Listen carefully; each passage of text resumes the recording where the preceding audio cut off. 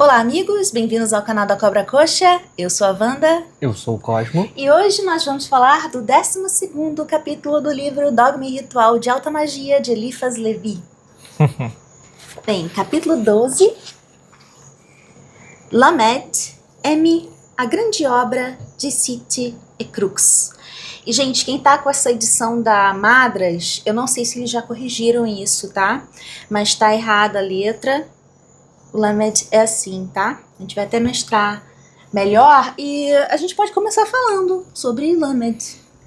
Bom, né, Lamed é a 12ª letra do alfabeto, né, do alfabeto, que é o alfabeto hebraico, e ele vai ter o valor numérico de 30, né? Como a gente viu depois do Yod, né, que é a 10ª letra, que era a mão de Deus, né, que movia, né, a roda do destino, que é a 10ª carta do tarô, que a gente, né, viu essa questão toda. Depois dessa letra, todas as próximas letras, né, vão ter o valor numérico elevado a 10.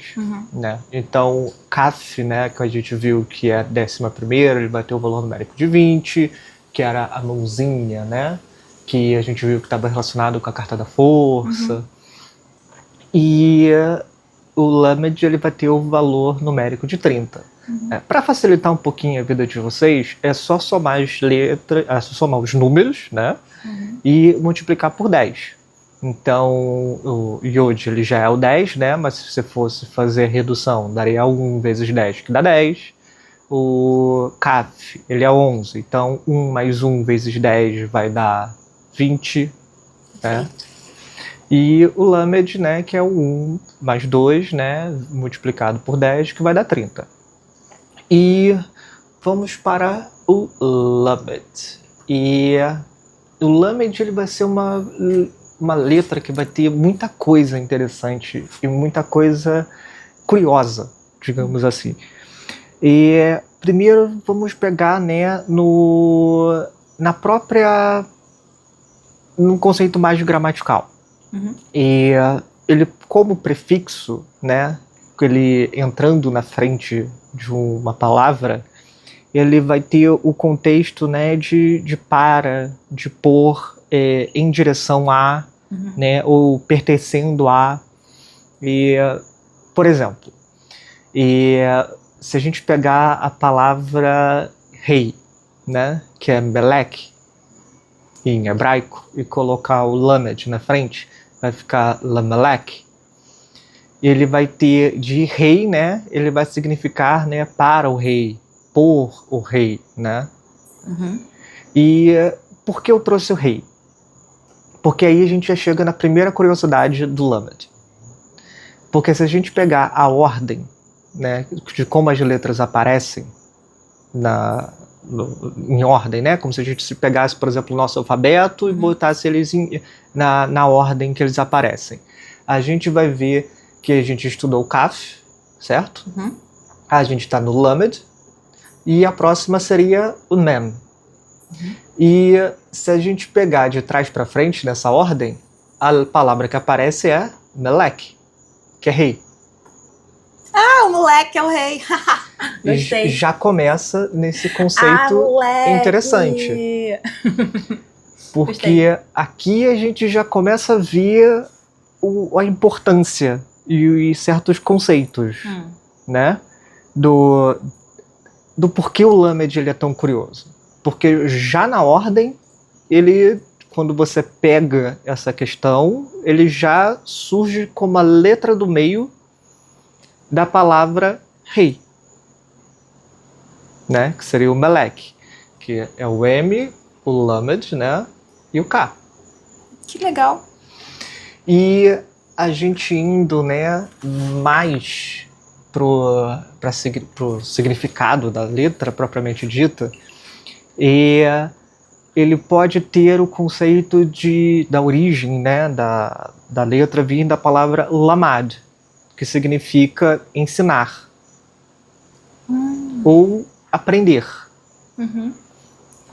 Que legal. E ele tem esse conceito de ensinar e aprender juntos.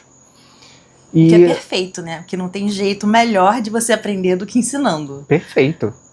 Total. E ele vem, né, dessa questão do aprendizado, né, do ensinamento, essa questão toda.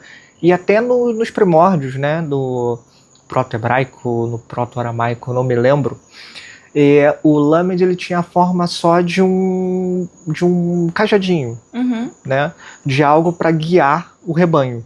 Legal. Combina com o professor. E combina com o rei. Combina. Né, que tem o cetro para guiar o reino. Uhum. E antes de continuar nesse quesito do ensinar, a gente já pega outra curiosidade.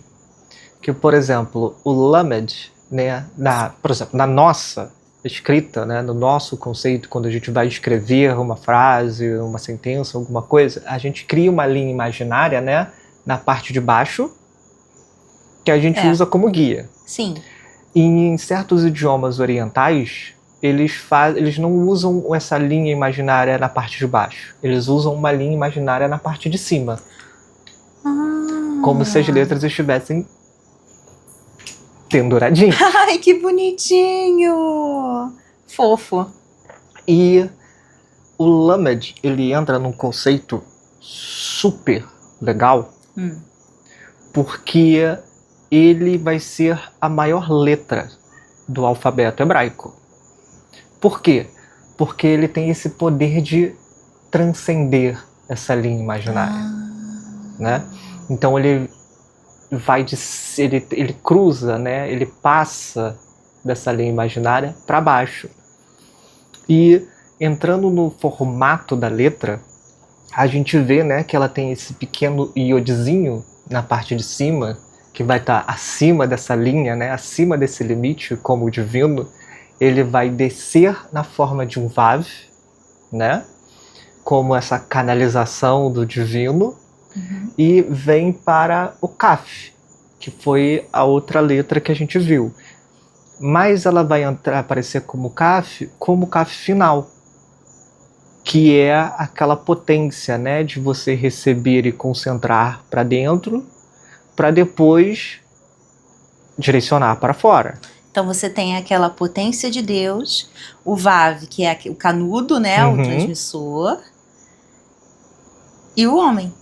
E o homem que está transmitindo. E o homem que está Porque aí a gente volta nesse conceito de ensinar e aprender. Ensinar enquanto se aprende. Perfeito. E o Lamed, nessa característica do Vav com o Kaf, ele tem uma relação super legal, porque o Kaf tem um valor numérico de 20, o Vav vai ter o valor numérico de 6, e como a gente já viu, 26 é a soma do tetragrama sagrado. É mesmo. Então ele já tem uma relação muito profunda com o divino aí. Né? Porque ele já reflete o próprio tetragrama sagrado. E qual é o conceito que é legal dessa força toda? Porque o ensinamento, né, nos contos cabalistas, ele não pode ser puramente intelectual. Ele não pode ser puramente racional. Ele não pode ser puramente... Ele não pode ser vazio. Não pode ser seco. Não. Ele tem que ser entronizado primeiro. Ele tem que ser assimilado primeiro. Ele tem que ser refletido primeiro. Né? Você tem que carregar isso dentro de você para você poder agir, né? Não só como o ensinar, né, pela fala, mas o ensinar também pelas ações. Então ele precisa ser trazido para o coração.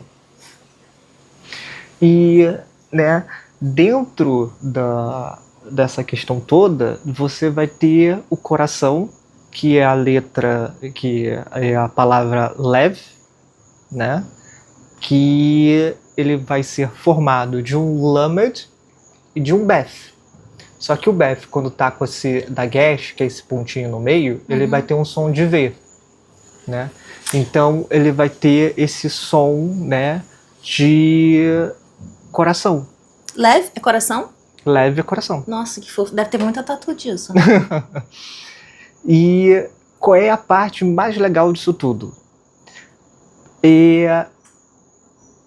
O Lamed, ele está no centro do alfabeto. Ele, tecnicamente, é a letra do meio.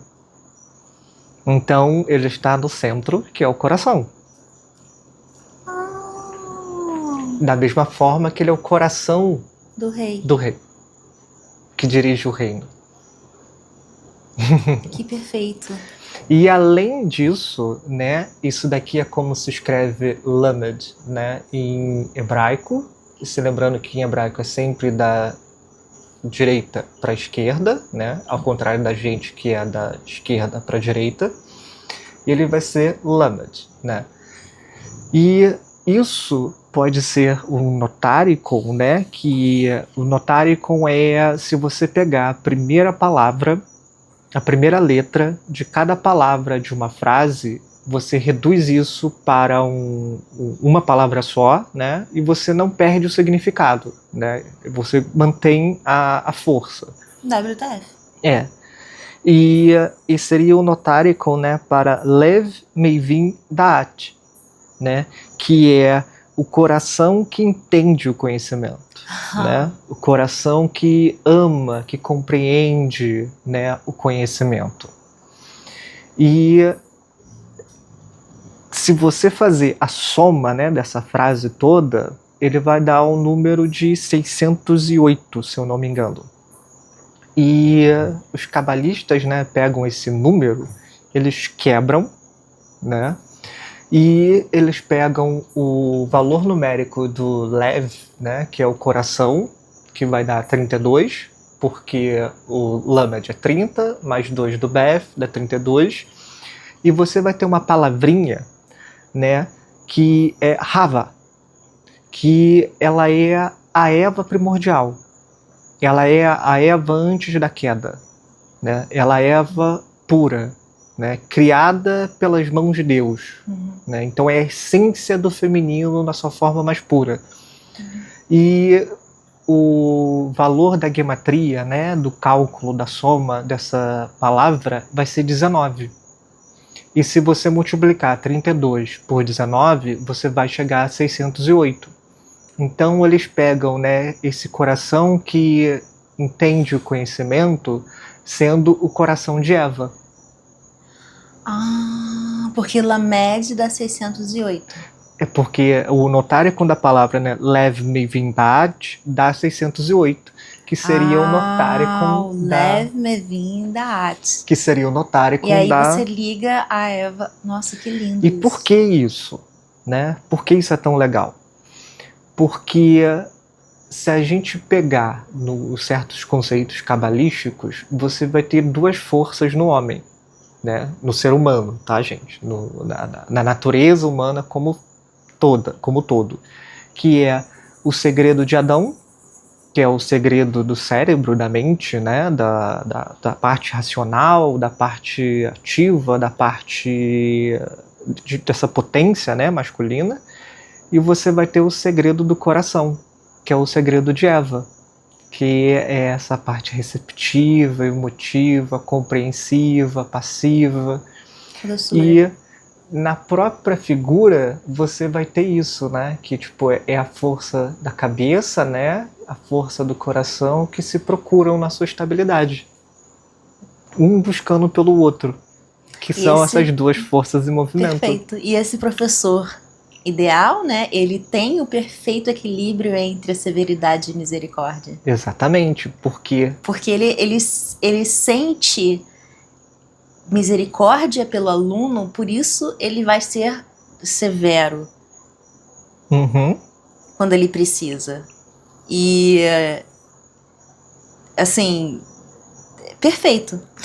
É muito lindo isso. E olha só que legal, né? Ainda no coração. Porque você vai ter o Yud, né, que é a menor letra do alfabeto. Você vai ter Lamed, que é a maior letra do alfabeto, né? E por que o coração, né, ele carrega essa potência do divino, né, de Deus, do tetagrama sagrado?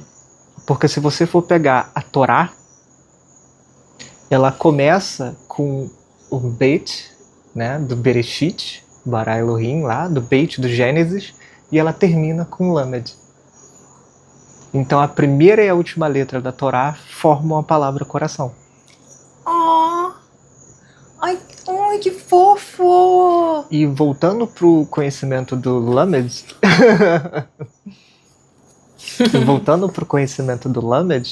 ele nessa questão, né, do ensinar, do aprender enquanto ensina, e eu não sei se eu já falei isso nesse vídeo, mas o conhecimento não pode ser transmitido, né, sem essa entronização, né, sem levar para o coração.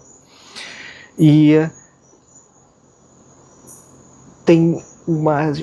existem questões, né, que, por exemplo, existe uma palavra para vaso no hebraico que é kli, né, que é o kaf, né, o lamed e o yod, né? Lembrando que aqui está ao contrário, gente, porque sempre se escreve da direita para a esquerda. Kli significa vaso, né? E se a gente for ver, né, nessa ordem que a gente escreve, né, aqui no Ocidente, a gente vai ver, né, que é o poder divino, certo? Que é direcionado, que é ensinado, né, para o ser humano. Que é a mãozinha que recebe. Da mesma forma, Lamed, Mem e Dalet, o Mem a gente vai ver no futuro, né? Mas ele vai ter a ver com o Malkut, ele vai ter a ver com as águas, ele vai ter a ver com o caos.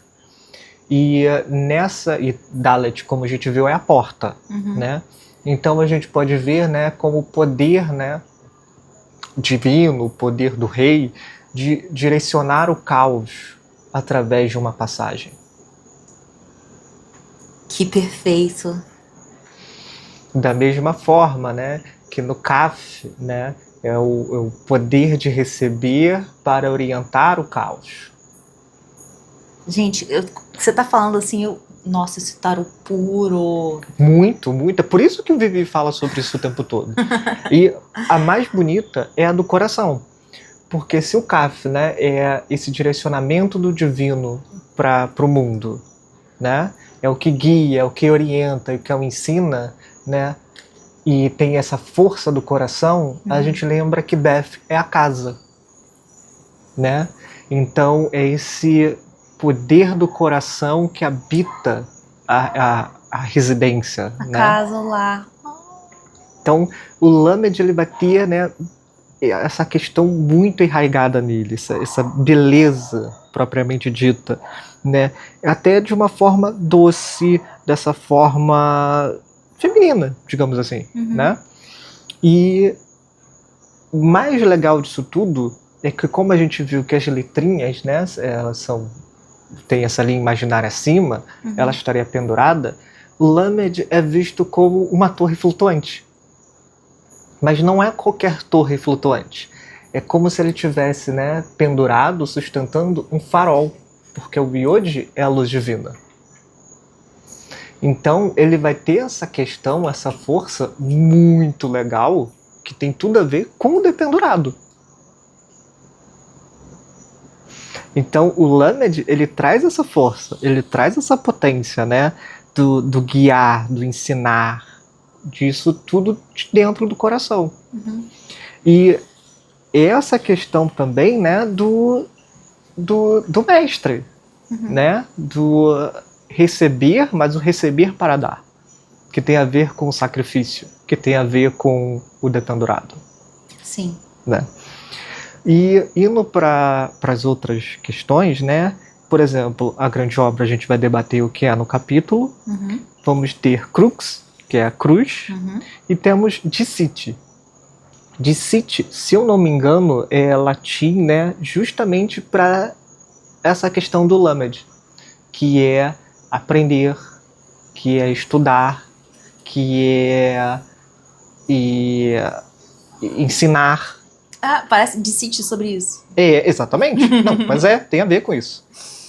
Né? Que tem essa questão toda. E um ponto muito importante que eu já ia esquecendo é que existe uma questãozinha, por exemplo, do valor 26 dessas letras, que vão ter esse reflexo com o tetagrama. E, por exemplo, a gente conseguiu ver no passado que o Aleph, ele às vezes tem essa questãozinha de ser o número 26, né? Que é a primeira letra, que tem 2 iodes, que são o valor numérico 10, e um Vav, que tem o valor numérico 6. Só que o Aleph, ele é mudo. Então ele é o potencial, a semente. Ele está mais relacionado com o estudo, com uma questão mental, uma questão mais oculta. O Lamed, assim, né, como professor, assim como essa questão toda do Dicite, os dois vão ter uma questão prática, de agir, de fazer. Por isso tem o Melek, né, o rei no meio, porque o rei, ele ensina pelos seus atos. Da mesma forma que, se a gente for pegar, né, o dependurado, ele se sacrifica, ele pode ser, se a gente for pegar a cruz como de Cristo, ele ensina pelos atos, ele vive a coisa. Então é por isso que ele leva para o seu coração, porque ele não fala da boca para fora, ele vive aquilo que ele aprendeu, né? E aí a gente pode já começar a entrar no capítulo que a gente vai debater muito mais essas questões. Cara, eu vou falar um pouquinho sobre o tarô, e eu gosto muito de associar o dependurado ao mito de Odin, que para conseguir o conhecimento das runas, ele se pendura e se sacrifica na árvore. Ele se pendura, ele literalmente finca uma lança nele, colado na árvore. E ele se sacrifica dessa forma. E essa figura pendurada, você pode vê-la também como um fruto na vinha amadurecendo. E esse fruto é o Deus sacrificado, que obtém todo o conhecimento, toda a vida, toda a vitalidade, todo o ouro, todo o sol, toda a luz, e ele está pronto para ser consumido. Perfeito. E como ele vai ser consumido, ele vai dar a vida. Ser colhido. Isso. O Deus castrado, né? Ai. Mas é assim que ele dá a vida. O Deus sacrificado, ele é o trigo, né? Ele vira o pão e ele é comido. Despedaçado e comido. Como professor. Pô, ainda mais hoje em dia. Caramba. Despedaçado e comido. Mas abraço, assim ele dá. A todos os professores aí. Olha, com certeza. Parabéns e obrigada.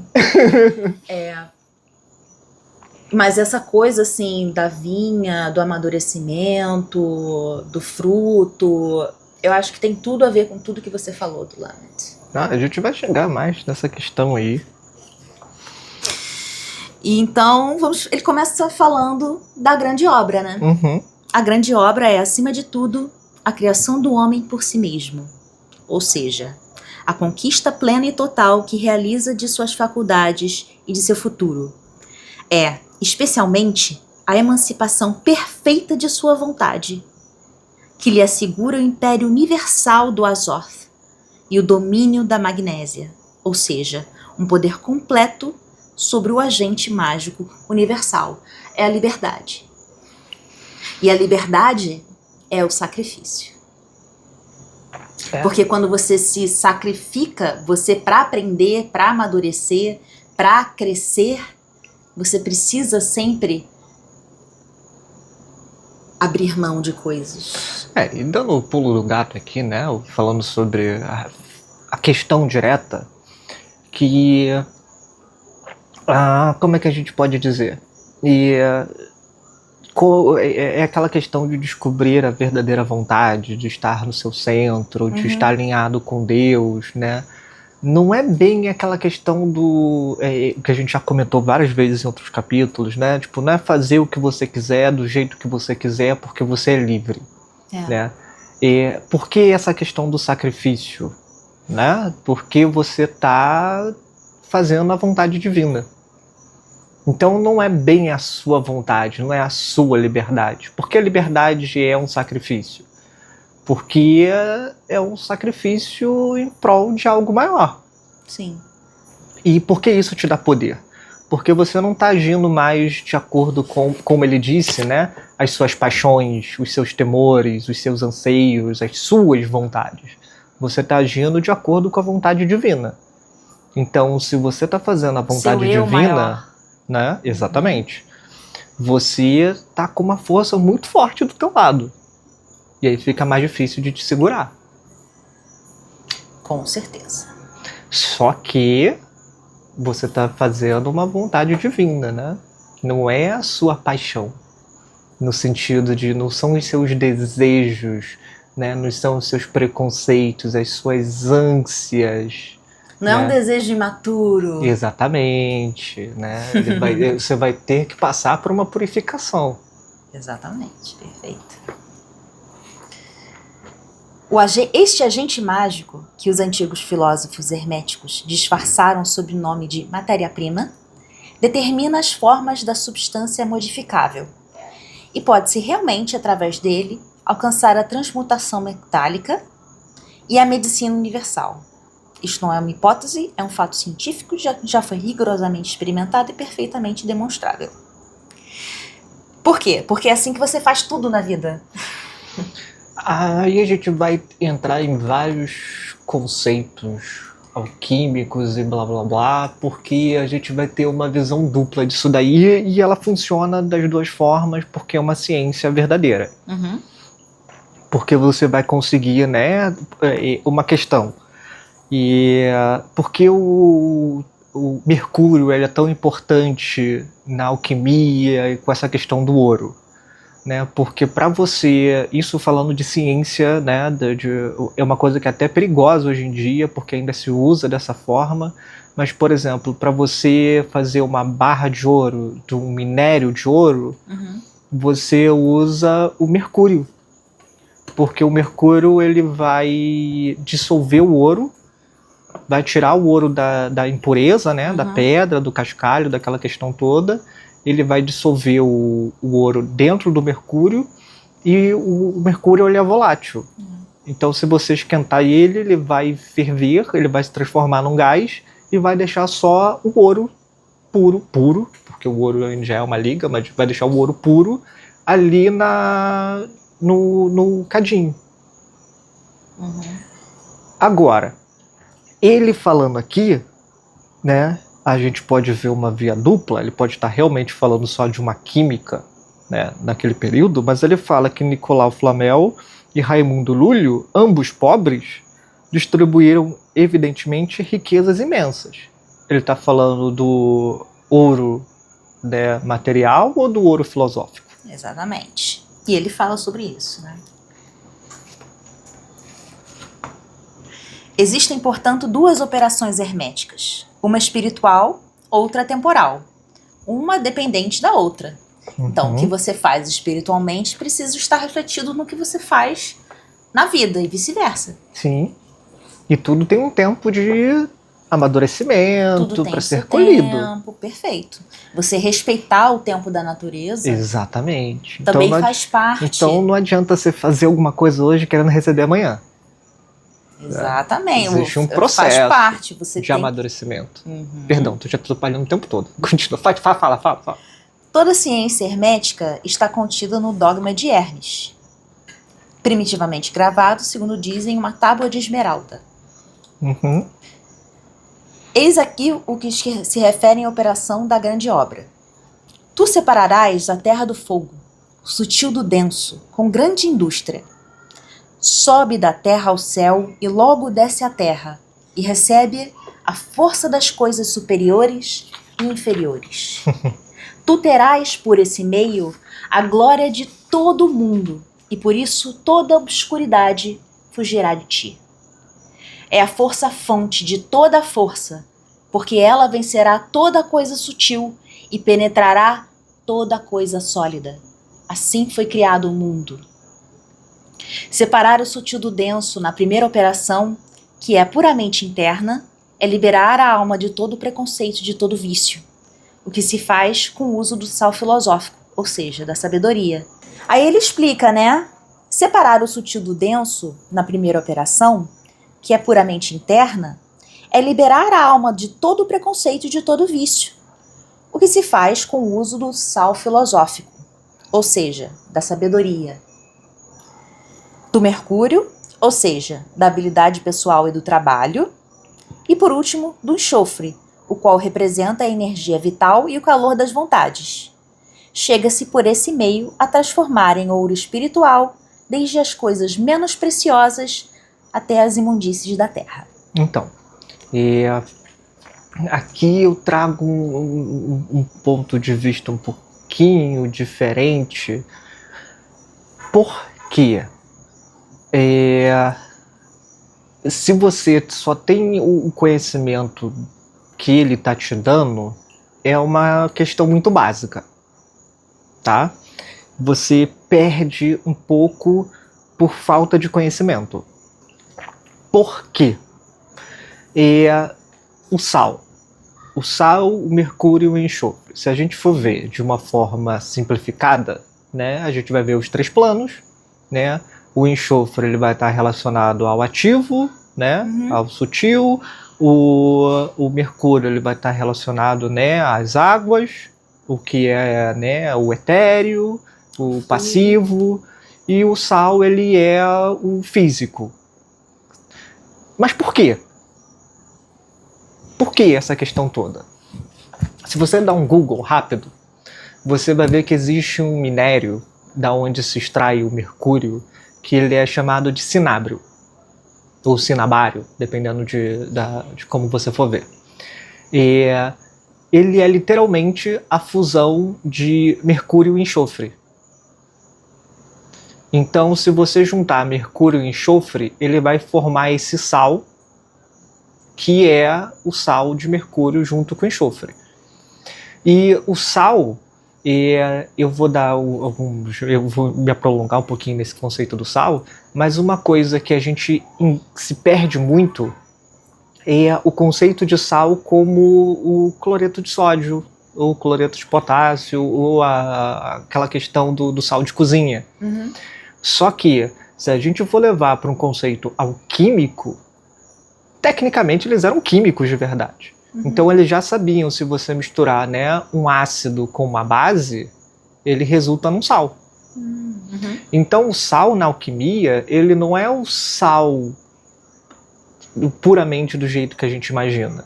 Ele é qualquer resultado da união de 2 opostos.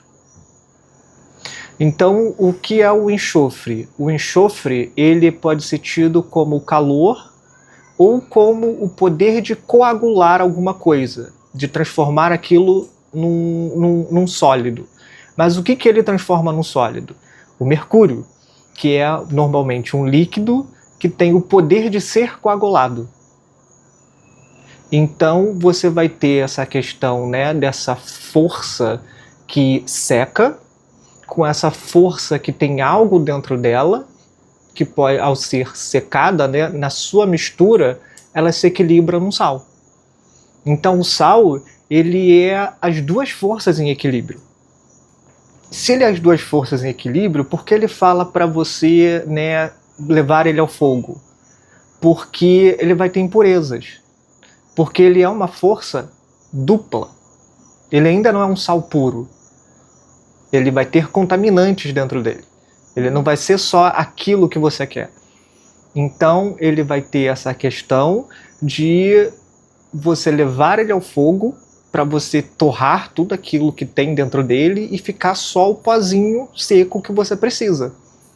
Né? Você vai ter um sal filosófico, porque ele vai estar puro, ele já não tem mais aquela substância que transforma ele em outro elemento. Né? Se ele vai ter um líquido ou alguma coisa dentro dele, vai ser tudo evaporado e vai ficar só o sal, só a terra, só o que é a essência dele.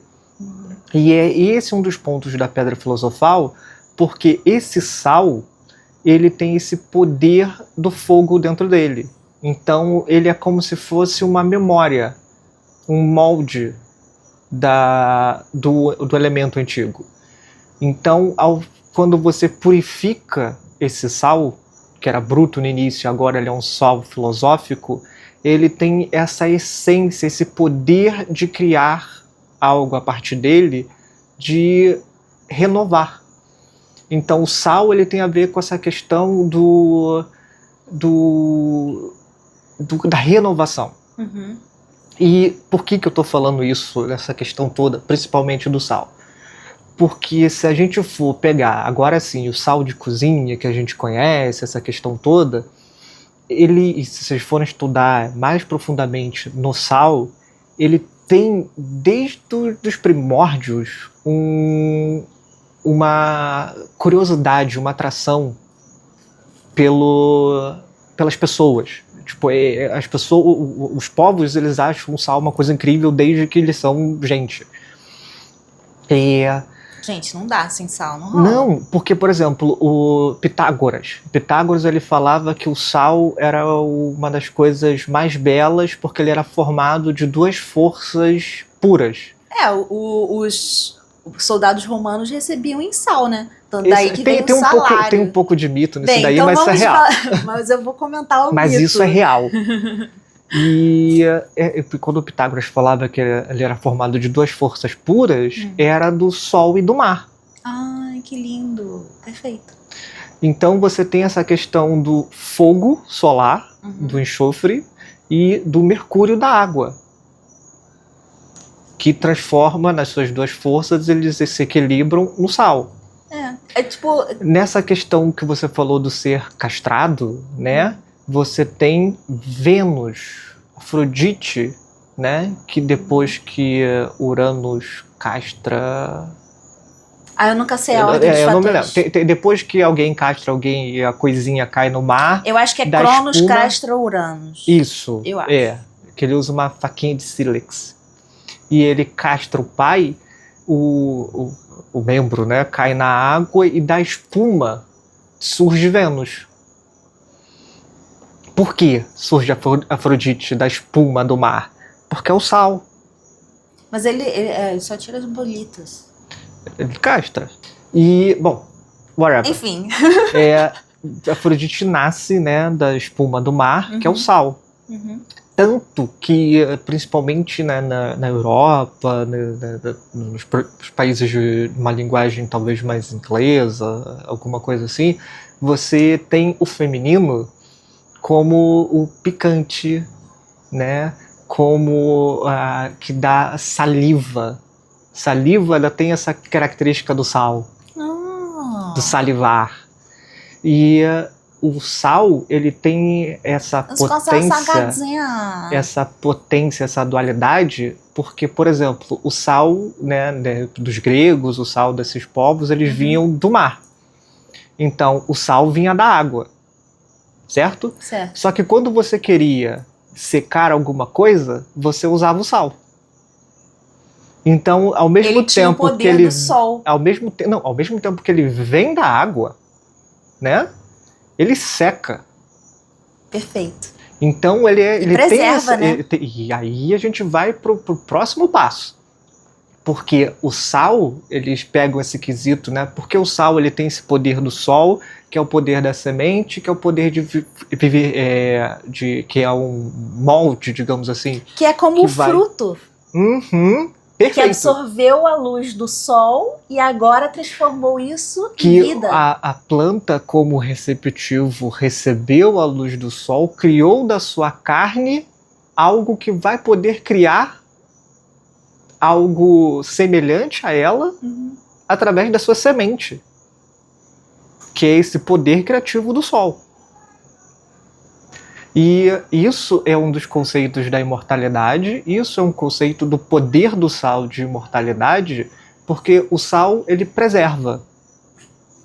Então, quando as pessoas queriam preservar carnes e legumes, eles, por exemplo, os legumes, as coisas, eles usavam salmoura, e na carne eles secavam com sol. Com sol não, com sal. E isso fazia a carne não apodrecer. Então, essa potência do sal, ela é vivificante. Ela preserva da morte. Porque se algo não estraga, ele não morre. E qual é o conceito, e eu vou chegar um pouquinho mais além ainda, para vocês verem como isso é um assunto muito profundo. E, bom, ele preserva, certo? Que então nenhuma o sal verdade, é bom. né? Um mistério. Então, mas o sal preserva, né? Então ele é bom, certo? Porque ele corrói. Porque a água do mar, para todo mundo que vive à beira-mar, sabe que o sal é horrível. Ele destrói tudo que é metálico. Então ele é corrosivo. Sim. Então ele vivifica, ele preserva, mas ele também destrói. Sim, como o fogo. Então.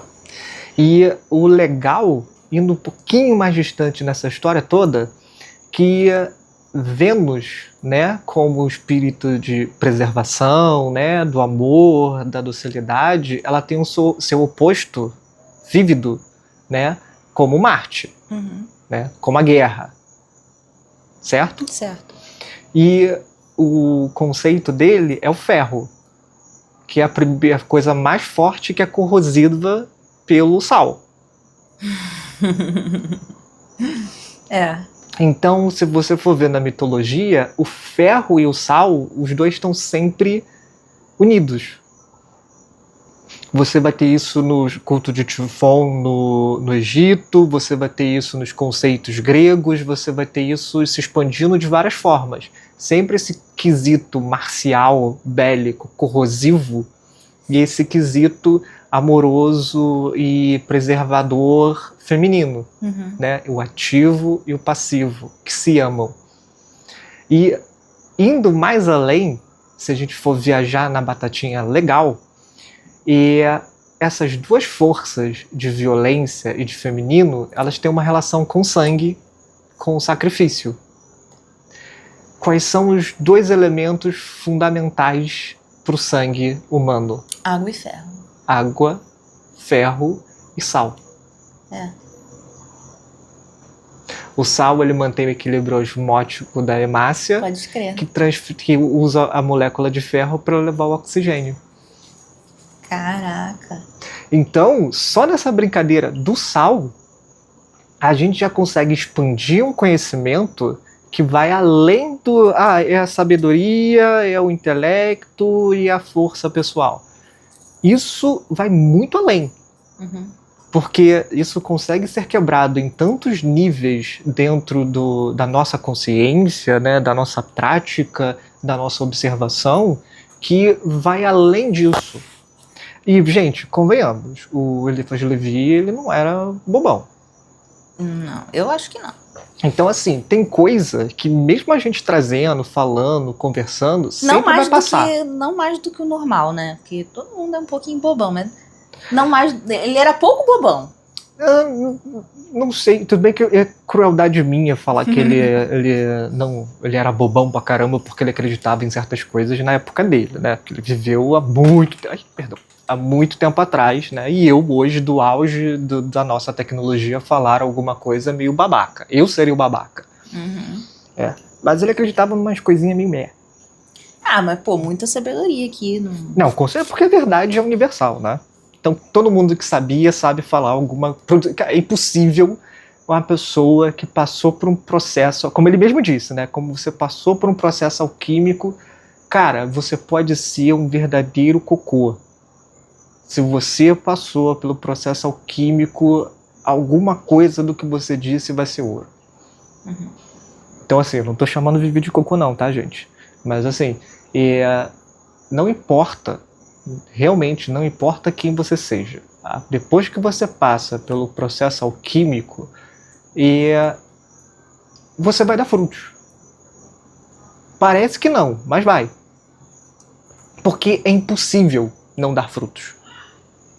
É incrível. É incrível. Já vi gente sair das fossas, da miséria, da lama. Então, aqui nessa brincadeira a gente já viu que o sal, o mercúrio e o enxofre são forças muito interessantes. Que vale a pena a gente dar uma pesquisadinha aí mais pra frente. Não, é coisa assim, tipo, por exemplo, o processo criativo. Você tem que ter, tipo, uma sopa criativa que você vai refinar com o seu intelecto, e aí você vai tirar daquilo o ouro, entendeu? Tipo, você aquece aquilo com a sua inteligência, né? Você não vai sair fazendo tudo que sai num brainstorming. Por exemplo, você vai ter questões também do eu tive uma ideia, né?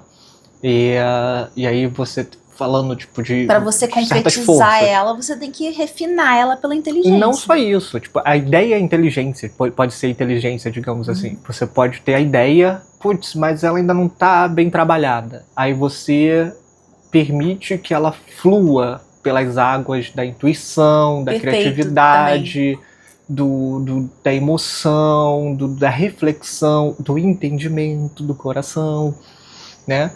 Que aí depois disso você vai, né, juntar o enxofre da ideia, né, você vai ter, né, passar por esse processo e você vai juntar essas duas forças que vai ter um sal. E o sal, ele não é a obra, ele é a semente. Você precisa de sugar, spice and everything nice.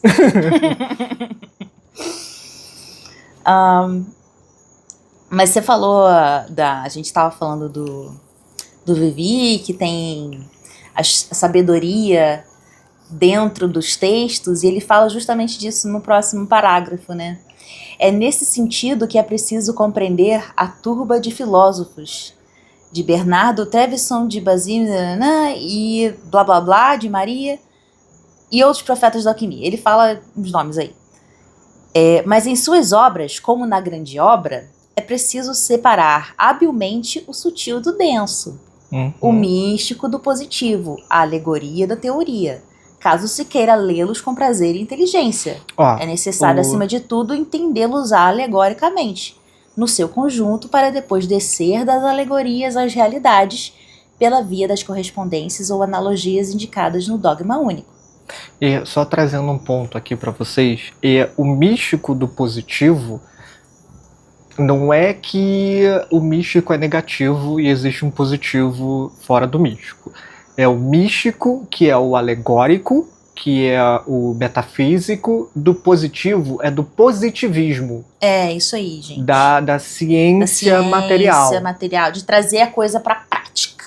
Então, você tem, tipo, se você só tem teoria e você não tem prática, você, né, não aprende. Você não colhe frutos daquela coisa. E se você só tem a prática sem teoria, às vezes você não consegue expandir. Você não consegue ir além. O que está em cima é como o que está embaixo e reciprocamente. Essa próxima parte eu vou deixar para o Cosmo, porque eu não entendi ela muito bem, não. É exatamente o que a gente falou, né? A palavra arte, né, é voltada ou lida à maneira das escrituras sagradas e primitivas, ou seja, de trás para frente. TRA? Ficaria TRA, exatamente. Exprime por 3 iniciais os diferentes graus da grande obra. T significa ternário, teoria e trabalho. R, realização. A, adaptação. E é o conceito que a gente acabou de discutir. É você conseguir botar essas 3 forças sempre em constante força e movimento. Isso, tipo, porque, eu não entendi, porque eu não senti por que ele trouxe essa palavrinha, assim. Porque, claro, arte. Mas... Todas as ordens místicas falam sobre a arte, a grande obra. Mas é literalmente isso, arte. Eu tava tipo, será que é tarô? Tipo, arte? Não, a arte. Lá, achei uma opção... Não, arte, porque literalmente você vai esculpir a si mesmo. Entendi. Você vai tanto que se você for pegar todas essas ordens esotéricas, todas essas questões, todas elas têm a ver com o sagrado ofício.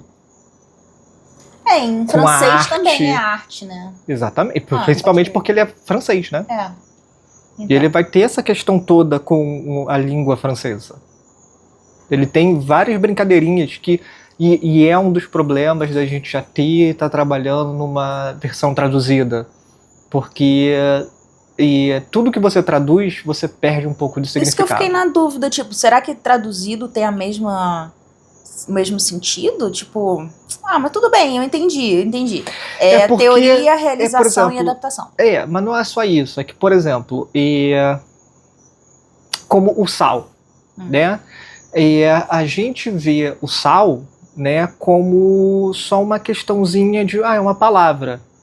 Mas, por exemplo, se você for usar de forma cabalística, quando você começa a pegar isso, você começa a ir muito além, procurar muitas coisas, você, por exemplo, como eu falei, a saliva,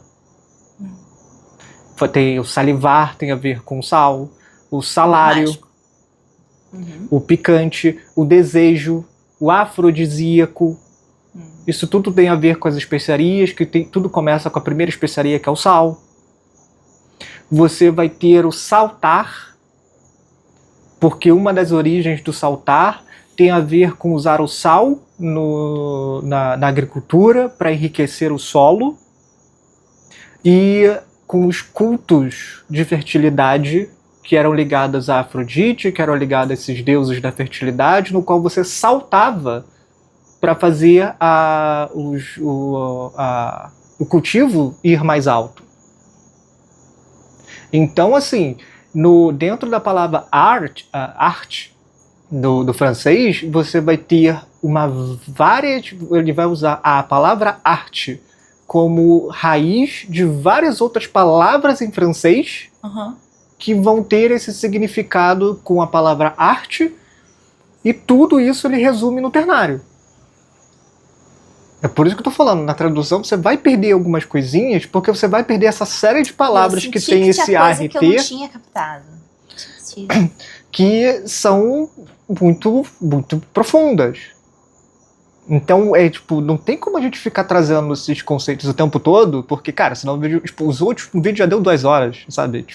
É muita coisa. Dá pra literalmente passar, o dia inteiro só conversando sobre isso. Não acaba o assunto. Então, toda vez que você esbarra num ponto, aparece outro, né? Então, se no sal, nessa brincadeira, a gente já trouxe tanta coisa, a gente conseguiu ir do oceano, dos primórdios, da força do sol ao sangue, né? Que o sal ele é essa força equilibrante que tem essas 2 potências dentro dele, né? O ativo feminino, Vênus, o passivo feminino, Vênus, Vênus, tudo isso dentro de uma figura de professor, de um sacrifício. É muita coisa. É muita coisa. O professor sacrificado na cruz para ensinar. E essa questão toda é o significado do ternário, a teoria e trabalho. Vai ter essa questão do ternário aparecendo, que vai aparecer de novo, né? Que essa questão de você ter uma ideia. Vamos pegar a parte mais simples possível para explicar.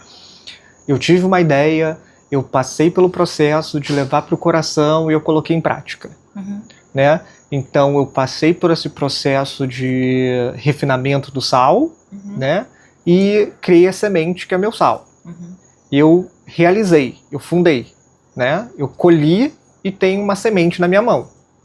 Eu preciso fazer aquilo frutificar, crescer agora de novo, né? Porque eu tenho uma semente, a semente é a conclusão de um projeto e o início dele no mundo. Não é a conclusão final.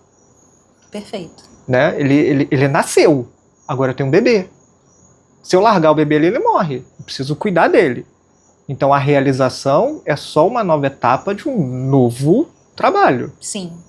Então, o que faz você manter aquilo ali funcionando? A adaptação. E é um ciclo. Perfeito.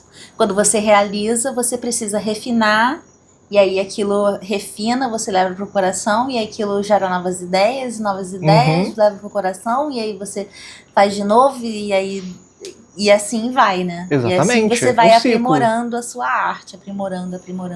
Dá pra falar tanta coisa sobre isso. Ai, meu Deus. Socorro.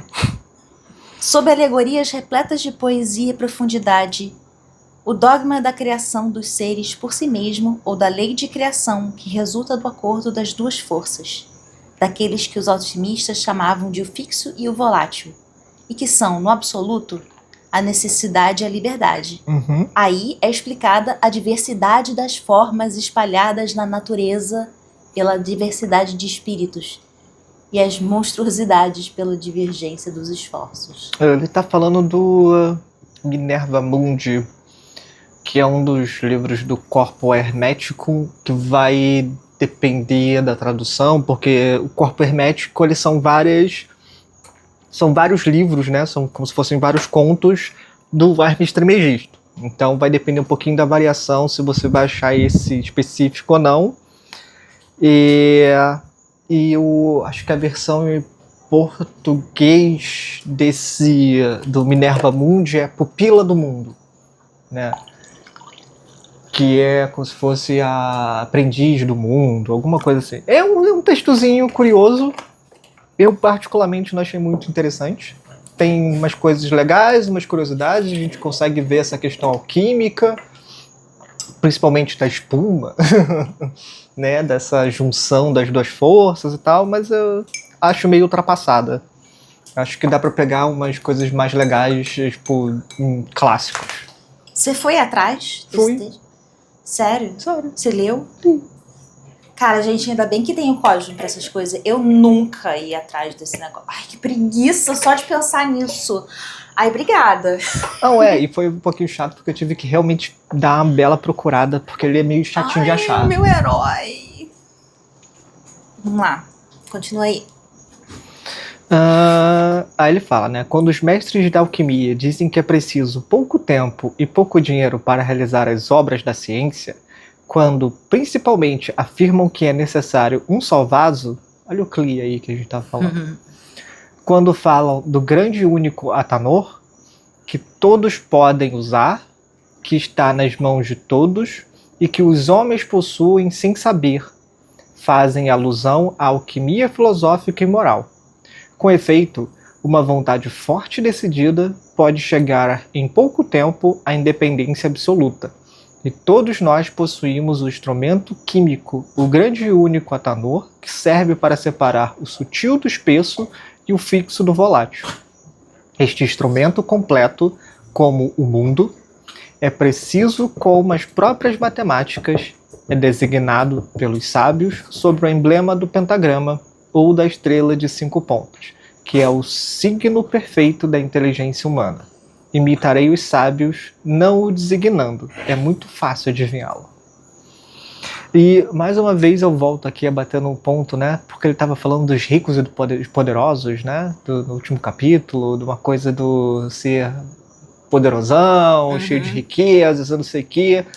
Mas ele fala que os fulanos de tal lá eram pobres, não tinham nada e distribuíram riquezas. Aqui ele fala que antes que você precisava ter dinheiro e um monte de coisa para fazer a grande obra, porque você precisava fazer isso, aquilo, outro, blá, blá, blá, blá, blá, blá. E aqui ele está falando que você precisa de pouco tempo e pouco dinheiro? O que ele está falando? Né? É muito fácil adivinhá-lo. Aí ele vai falar da figura do tarô. Aham. A figura do tarô. Essa figura representa um homem com as mãos atadas atrás das costas, carregando 2 sacos de dinheiro presos debaixo dos braços e pendurado por um pé a um instrumento constituído por 2 troncos de árvore, contendo cada um deles uma raiz de 6 ramos cortados em uma travessão, que completa a figura do tal hebraica. As pernas do paciente estão cruzadas e seus cotovelos formam um triângulo com sua cabeça. Ora, o triângulo encimado por uma cruz significa em alquimia o fim e a perfeição da grande obra. Significação idêntica àquela da letra... É o tal? Tal. Que é a última do alfabeto sagrado. Este supliciado é, pois, o adepto ligado por seus compromissos, espiritualizado, com seus pés dirigidos para o céu. É também Prometeu, sofrendo mediante uma tortura imortal a pena de seu glorioso corpo. Uma vez que você ganha um pouquinho de sabedoria, você começa a sofrer um pouquinho, né?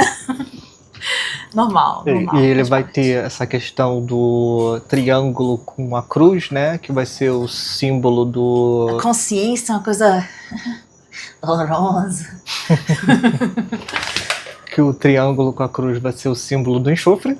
O enxofre filosófico, que é o poder divino, né? É o conhecimento sagrado e secreto, que ele é formado pelo triângulo com a cruz, que também é o segredo do ternário, do quaternário, né?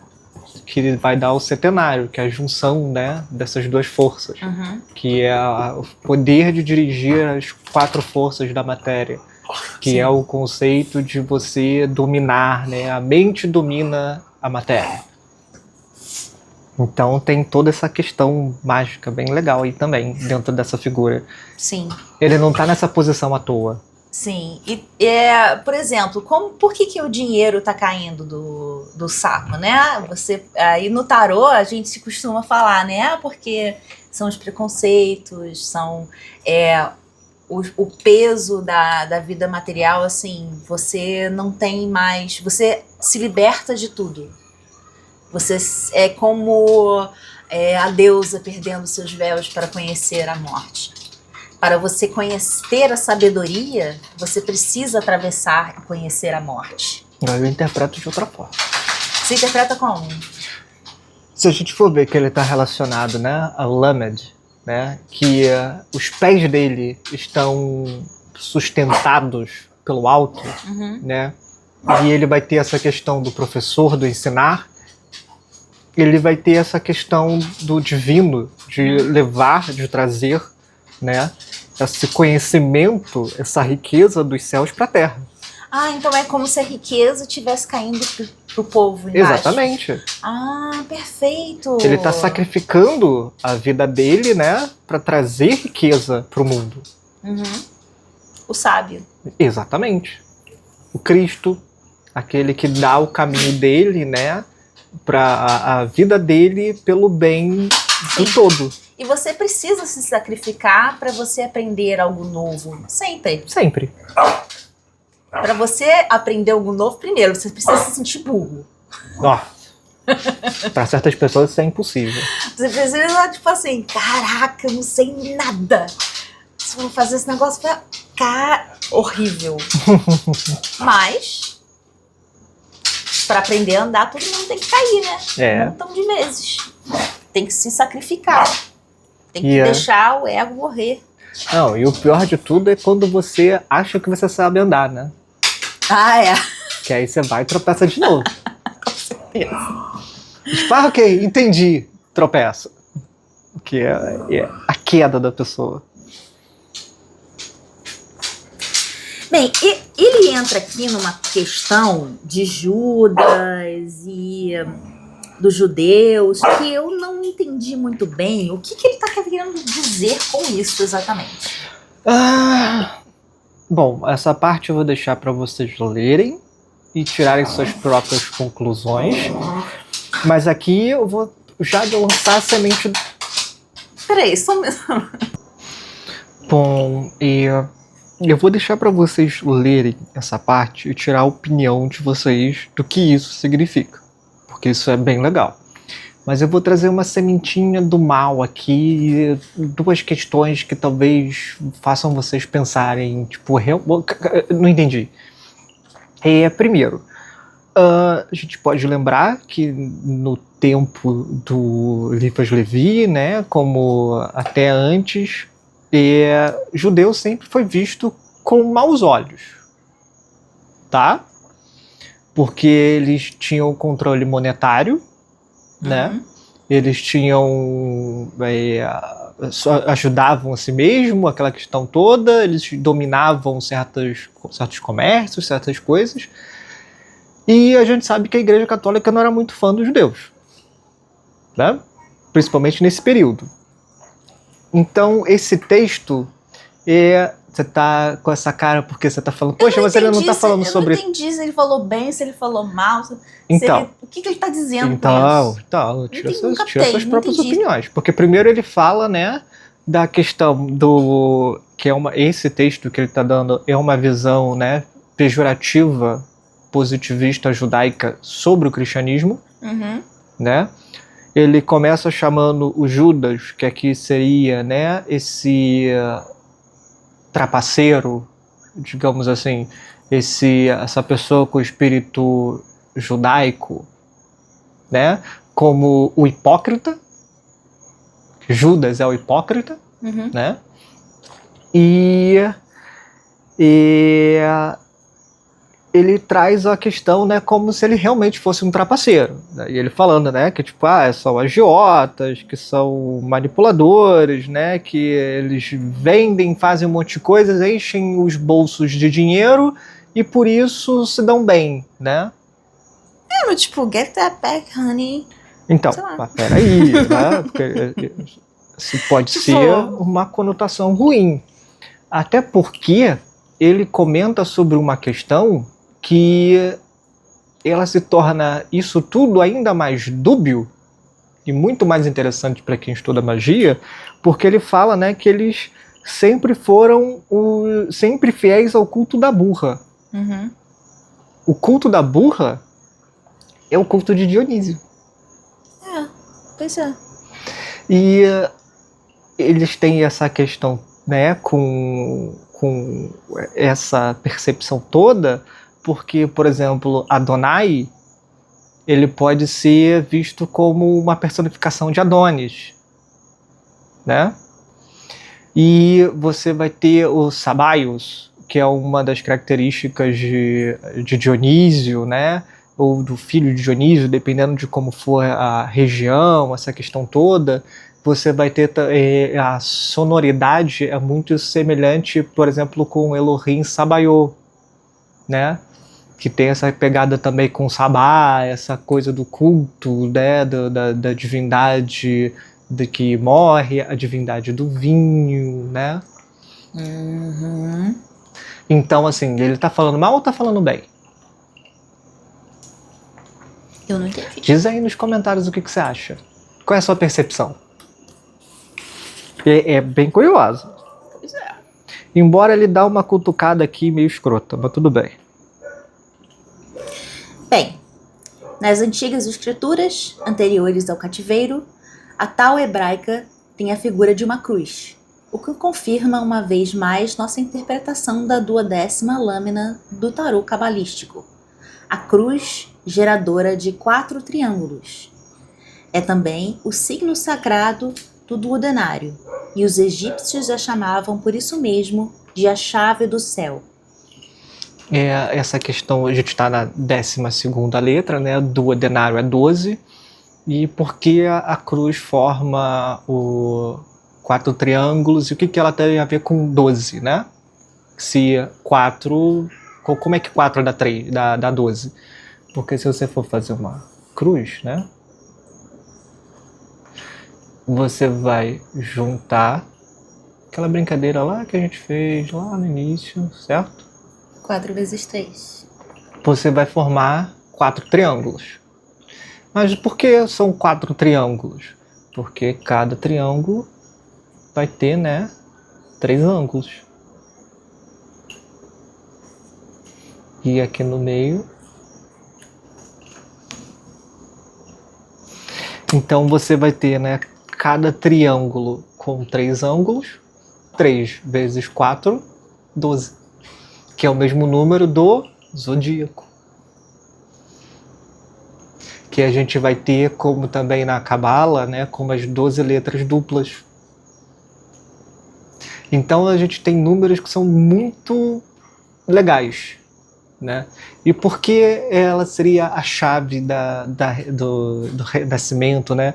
O Enki egípcio, né? Fez pensar muito no sol, do deus sol sacrificado. A volta do sol, né? Em volta do zodíaco, que dá um ano, que são as 4 estações. E muitas iniciações são de 1 ano e 1 dia. Perfeito. O tempo de amadurecimento. Exatamente, que é o tempo de colheita. O tempo de colheita, exatamente. De semeadura, do negócio passar pelas fases do ano, da frutificação, do amadurecimento, da colheita. que você também vai ter a fase, né, se a gente for pegar outros aspectos, depois da colheita, o que acontece, né? Se você for pegar o trigo ou a uva, você vai ter os aspectos da fermentação, da putrefação, da fermentação, do desenvolvimento, da transformação daquela matéria em algo novo, diferente, né? Tempo passando, né? Uhum. E aquilo sendo trabalhado ao longo do tempo. Não é só o tempo passando, mas aquilo sendo trabalhado ao longo do tempo. Perfeito. Transmutado, transformado. O que tem tudo a ver com o zodíaco, né? Porque o zodíaco, ele tem essa questão dos 12 trabalhos de Hércules, né? De 12 trabalhos a serem feitos num ciclo, né? De trabalhos serem feitos em certos momentos para se obter alguma coisa. Sim. Isso tudo é muito interessante. Aí ele fala do Eteia, né? Assim, Eteia, confuso nas suas amplas pesquisas para compatibilizar as necessidades analógicas das figuras com sua opinião pessoal, nisto sofrer a influência do sábio Cortegebelin, colocara na mão de seu supliciado, de cabeça para cima, do qual fez a prudência, um caduceu hermético formado por 2 serpentes e uma tal grega, visto que compreendera a necessidade do tal ou da cruz na 12ª página do livro de Tócio. Teria compreendido o múltiplo e magnífico símbolo do dependurado hermético, o Prometeu da ciência, o homem vivo que somente toca a terra com um pensamento e cuja base está no céu, o adepto livre e sacrificado, o revelador ameaçado de morte. Aí ele falou, né? Ele colocou como prudência. Peraí. Aí eu volto a tocar só num pontinho que você não leu essa parte. Do que é aquele texto que ele estava dizendo, né? Ele é benéfico, ele está falando bem ou está falando mal? Que é a conjuração do judaísmo contra o Cristo, né? Que parece um reconhecimento involuntário da divindade oculta do crucificado. Afinal, signo da obra realizada do ciclo terminado, o tal intermediário que resume uma primeira vez antes do último denário os signos do alfabeto sagrado. Que palavra, que coisa é essa que eles falam, né? É o que ele comentou. Como salvaria os outros, tu que não pudeste salvar a ti mesmo? Né? Se você ainda não adquiriu, né, compreendeu toda a tua obra, né, você ainda não consegue se salvar, como é que você vai salvar os outros? Pode falar da prudência do Eteia agora. Eteia. Não tem mais nada para falar. Bom, então a gente depois desse mic drop, eu acho que foi. Bom, então a gente fica por aqui. A gente se vê no 13º capítulo. E não se esqueça de se inscrever no canal, deixar seus comentários, dar um like no vídeo aí e deixa sua opinião. O que você acha? Você acha que eu tava falando bem ou eu tava falando mal? Valeu, então, gente. por isso hoje, tchau, tchau. Tchau, tchau.